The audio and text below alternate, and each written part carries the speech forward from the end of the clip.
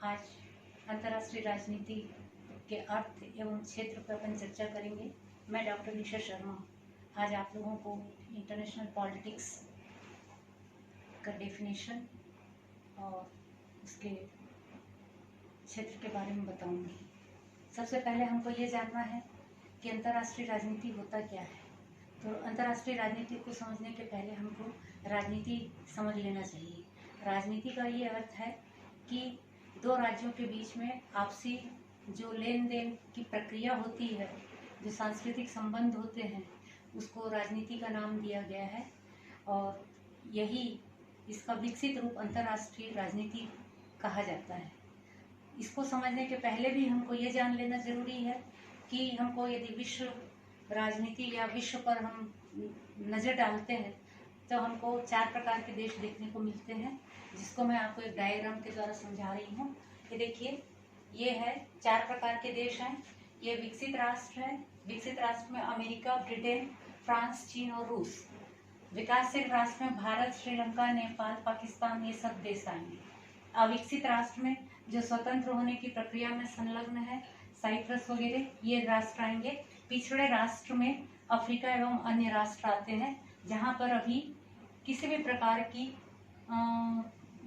विकास की प्रक्रिया नहीं हुई है, या हम ये कह सकते हैं कि ये पिछड़े राष्ट्र हैं। तो इस प्रकार से हम देखते हैं कि हमको 4 प्रकार के राष्ट्र देखने को मिल रहे हैं और इन्हीं 4 प्रकार के राष्ट्रों का हमको अध्ययन करना है।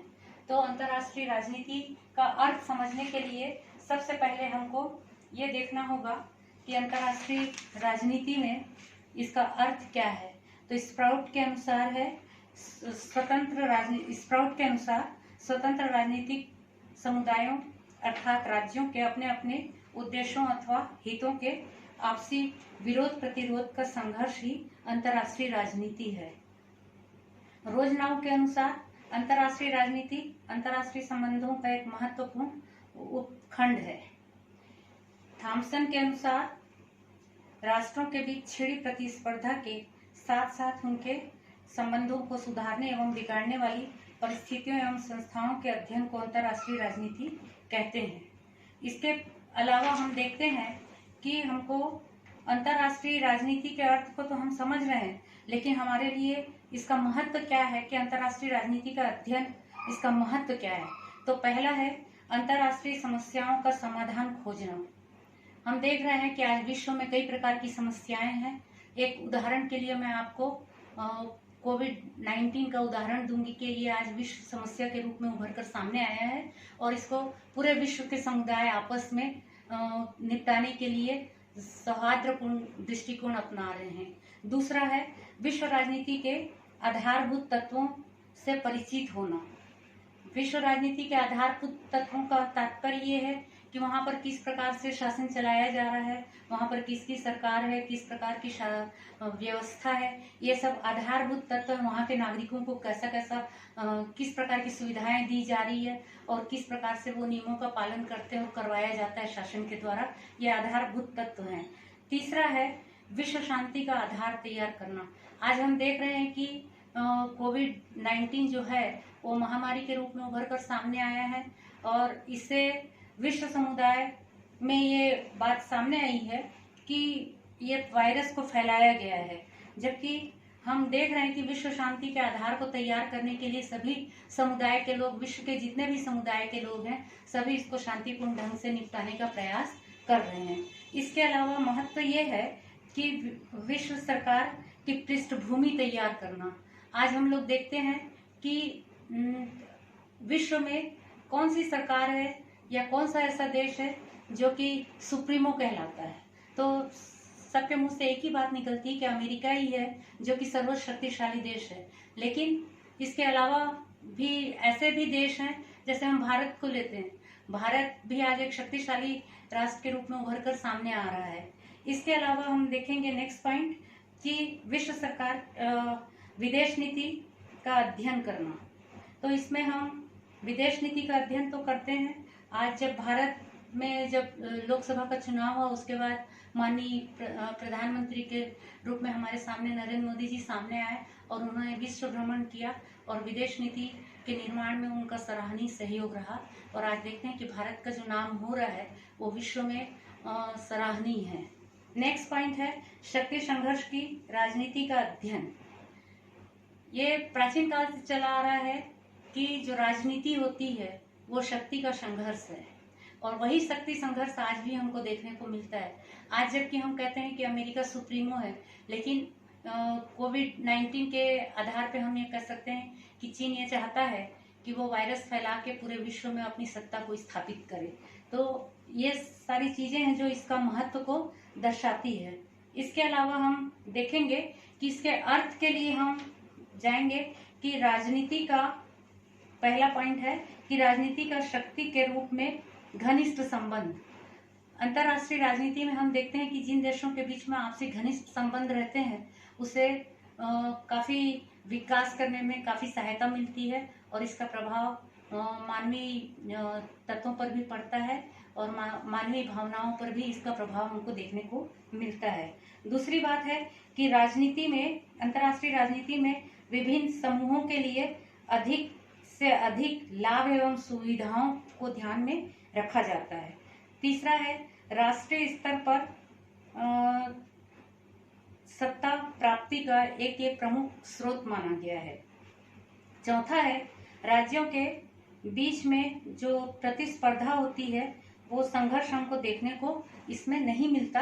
तो इस प्रकार से हम ये कह सकते हैं कि अंतर्राष्ट्रीय राजनीति का अर्थ ये है कि दो राज्यों के बीच में या दो राष्ट्रों के बीच में आपस में घनिष्ठ संबंध और मानवीय व्यवहार जो कि मानवीय विकास के लिए अत्यंत आवश्यक है और इस प्रकार से हम अंतर्राष्ट्रीय राजनीति के अर्थ को समझ पाते हैं।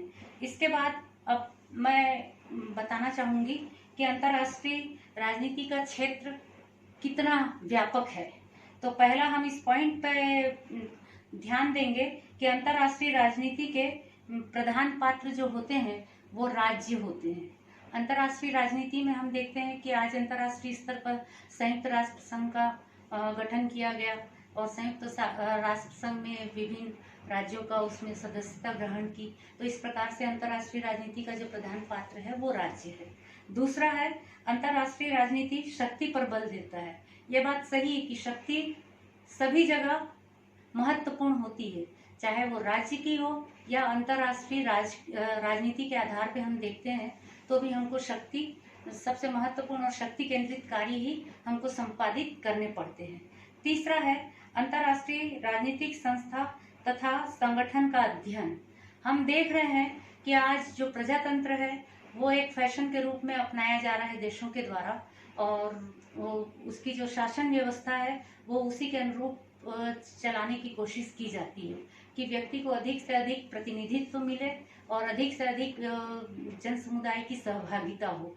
तो इसमें हम देखते हैं कि अंतर्राष्ट्रीय राजनीति में भी संस्थाओं और संगठन का विशेष अध्ययन किया जाता है। एक दूसरे देशों के द्वारा वहां का भ्रमण करके वहां की संस्थाओं को देखा जाता है और वहां पर अपने विचार रखे जाते हैं और इस प्रकार से इन सब चीजों का अध्ययन किया जाता है।